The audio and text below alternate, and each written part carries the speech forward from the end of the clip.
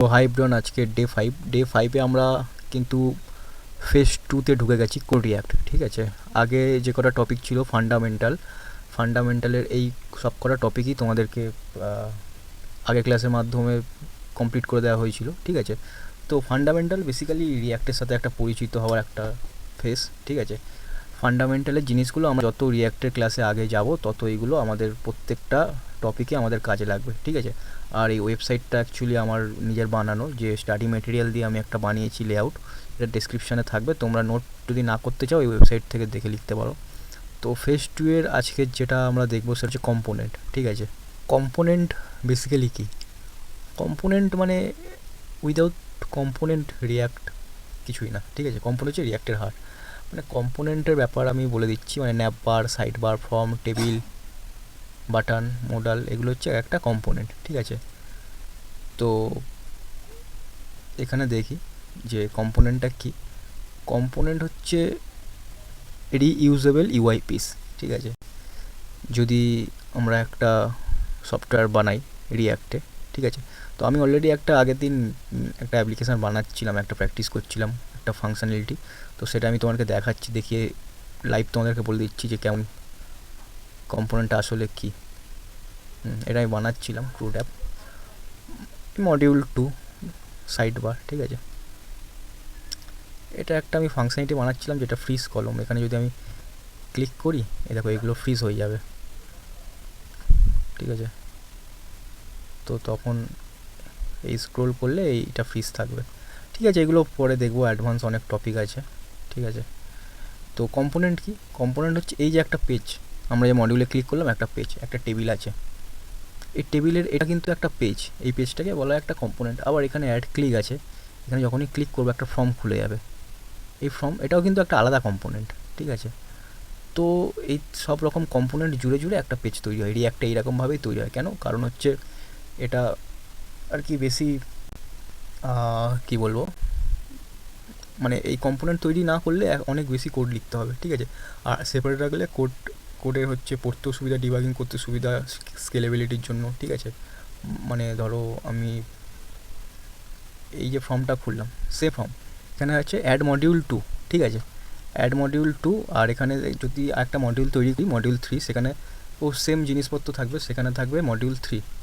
তো দুটো মডিউলে যদি কম্পোনেন্ট না বানাই তাহলে আমাদের দুটো মডিউল আলাদা করে লিখতে হবে।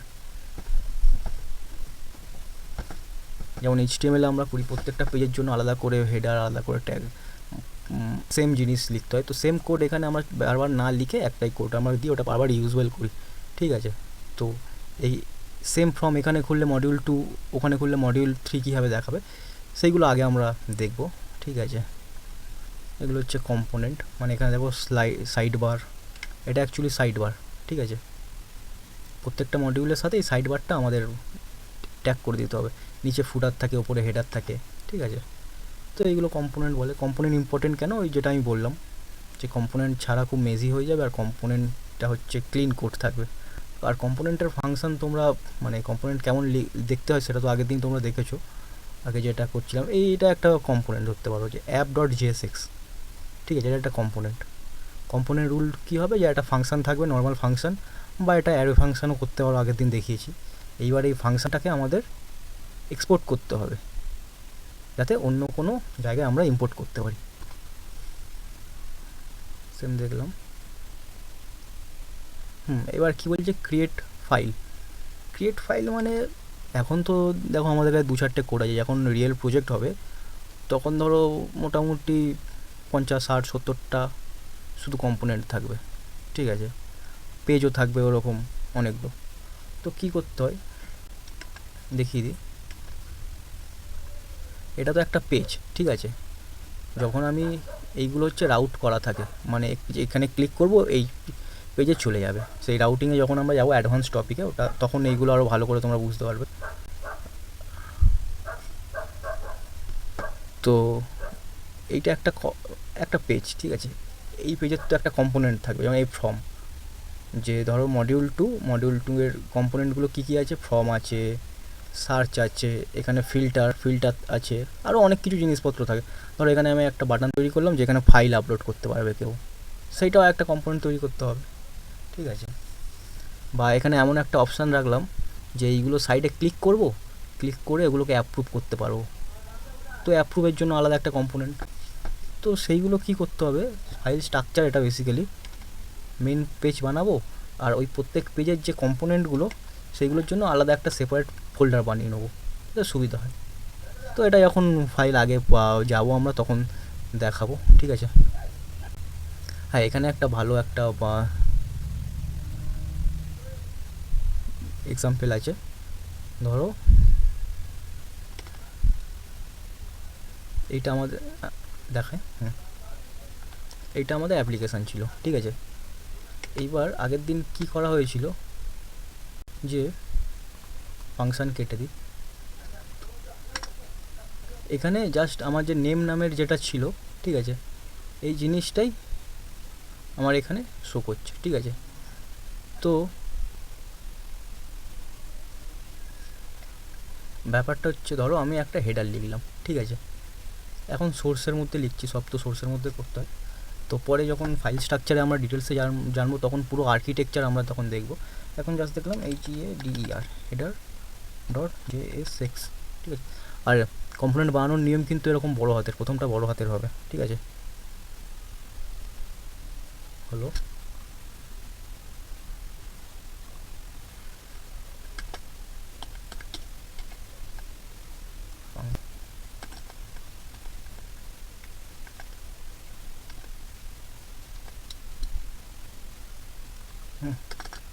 কম্পোনেন্ট বানালাম, এবার এটাকে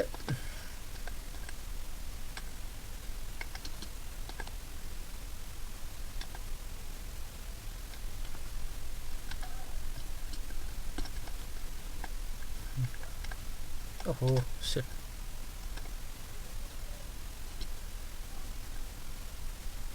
তো এইবার এখানে হচ্ছে হেডারটা, এখানে একটা রিটার্ন করতে হয়। রিটার্নটা কি, রিটার্ন হচ্ছে ইউআই আমি কি দেখাবো, ইউআই যে দেখাবো যে সেই জিনিসটাই হচ্ছে রিটার্ন। তো এখানে জাস্ট আমি একটা H1 নিলাম,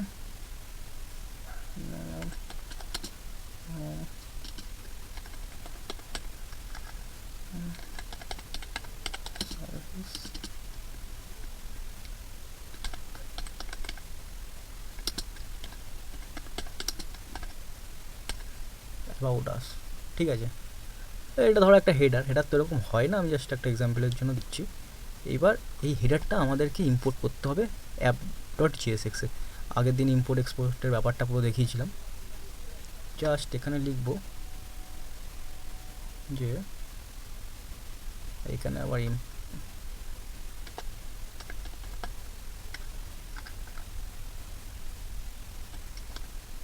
ইম্পোর্ট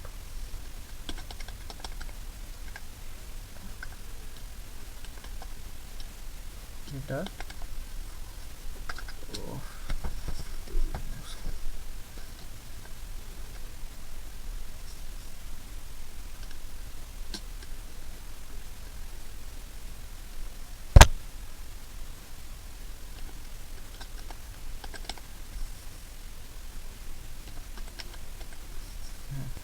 JSX। তো এখানে নেমটা আপাতত আমি কেটে দিই, নেমের কোনো কাজ নেই এখন।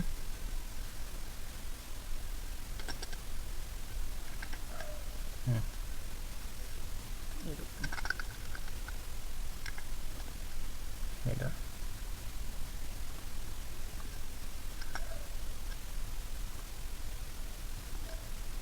দেখি এটার ইউআই ঠিকঠাক কাজ করছে কিনা।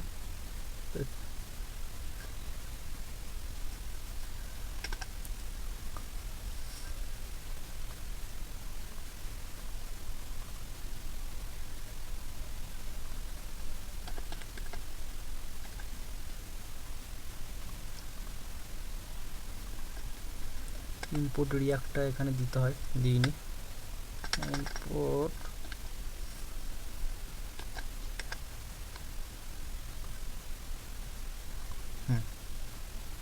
ছোটো করি, তো এখানে প্রবলেমটা ছিল এই রিয়াক্টটা ইম্পোর্ট করতে হয় রিয়াক্ট থেকে। যাই হোক, তো সেটা করে কি হলো যে হোম সার্ভিস এটা একটা হেডার হলো, তারপরে অ্যাপ ডট জিএসএক্স সেমভাবে আমরা একটা ফুটার তৈরি করি এখানে। চলো একটা বলো টিআর ডট ডট জিএসএক্স রিয়াক্টটা কপি করে নিই,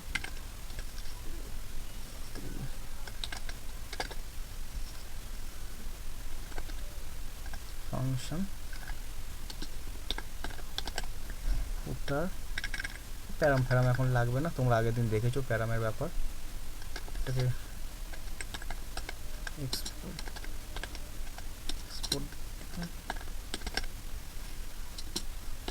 ফুটার রিটার্ন কী করবে, রিটার্ন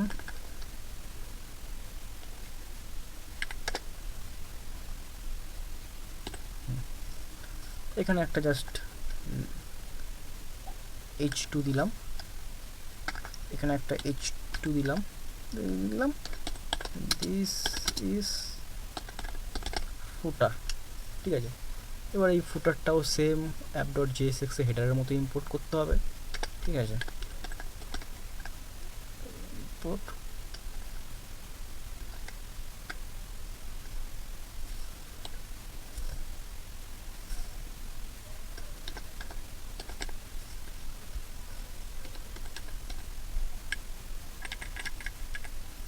এই ব্র্যাকেট কেন আসছে সেগুলো পরে বলবো, পরে এগুলো আমাদের লেসন আছে। অ্যাকচুয়ালি একটা পেজ থেকে আমরা এখন অনেকগুলো জিনিস ইম্পোর্ট করি, তখন ওই ব্র্যাকেটের মধ্যে লিখতে হয়, একটা থাকলে ব্র্যাকেটের মধ্যে লিখতে হয় না। তো হ্যাঁ, এখানে একটা আমি পি ট্যাগ নিই,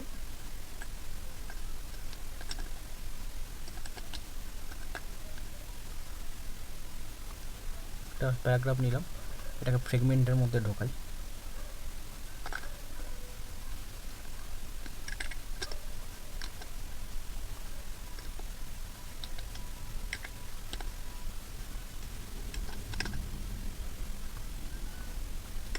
अबे तेरी का हुआ रे, আচ্ছা এখানে দেখো এফ এর বানানটা ছোটো হাতের লিখেছি, এফটা হ্যাঁ এইবার মনে হচ্ছে হবে, বানান বললে এফ ডবল, হ্যাঁ এইবার হবে,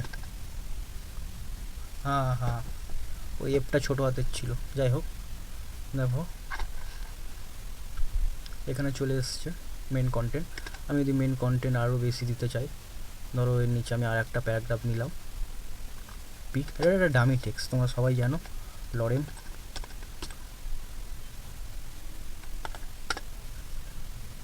এইভাবে ডামি টেক্সট নিতে হয়। ঠিক আছে, আর জাস্ট ওই যে আমরা ফুটারটা ইম্পোর্ট করেছিলাম এখানে শো করাবো।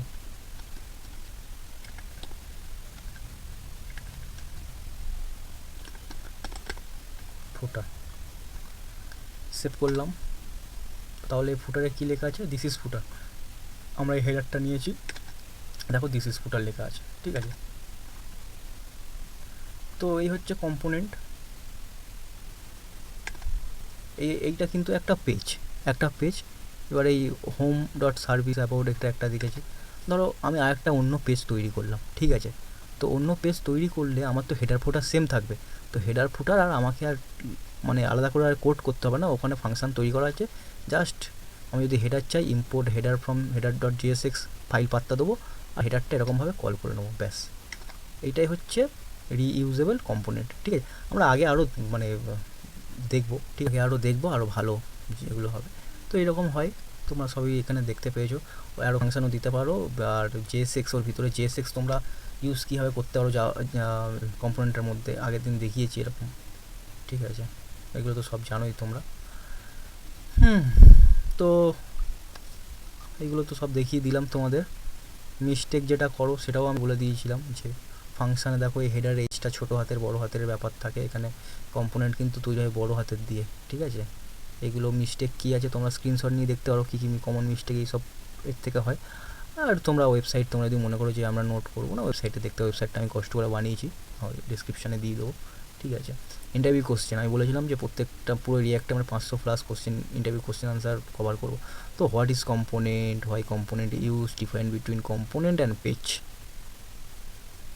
পেজ হচ্ছে রাউট লেভেল স্ক্রিন, মানে আমি একটা ক্লিক করব একটা পেজে যাবে, আর সেই পেজ থেকে আমার 10টা ইউআই পিস বেরোবে। সেই ইউআই পিস হলো কম্পোনেন্ট রিউজেবল। আগে আমরা আরও বেটার দেখবো এটা। Why component name start with capital letter, what is rerender. রি-রেন্ডারটা অ্যাকচুয়ালি মানে তোমাদেরকে বলে দিই, রি-রেন্ডারটা এটা তো বলা হয়নি। একটা পেজ, এই পেজটা যখন লোড হলো একবার তো রেন্ডার হয়ে গেল, এবার যখন ডাইনামিকলি যখন এপিআই থেকে কোনো ভ্যালু আসবে, ভ্যালু তো চেঞ্জ হবে, তাই না? ভ্যালু তো চেঞ্জ হবে, তো ভ্যালু যখনই চেঞ্জ হবে অটোমেটিক এটা রিফ্রেশ হয়ে যাবে, তো ওটাকেই বলা হয় রি-রেন্ডার। ঠিক আছে, তোমরা প্র্যাকটিস যে টাস্কটা আছে দেখে নাও। একটা হেডার ফুটার সাইড বার ক্রিয়েট করো, আমি তো হেডার ফুটার করে দেখিয়ে দিয়েছি, তোমরা জাস্ট সাইড বারটা ক্রিয়েট করবে, করে এরকমভাবে মেন জায়গায় তোমরা ইম্পোর্ট করবে, করে একটা ইউআই সুন্দর করে ইউআই করে দেখাবে। তো আজকে আমরা কী শিখলাম? হোয়াট কম্পোনেন্ট আর function component, component structure, import export, reusable architecture, component rendering flow, real project structure. Real project structure এখন অনেক বাকি আছে, ঠিক আছে, নিচের দিকে অনেক বাকি আছে। প্রজেক্ট আর্কিটেকচার আমি একটা টপিক, একটা পুরো সিলেবাসে রেখেছি, ঠিক আছে। তো আজকে এই পর্যন্ত, সবাই ভালো থেকো, পরের দিন দেখা হচ্ছে। এটা কি JSX রুল রি-রেন্ডার, ঠিক আছে, চলো টাটা।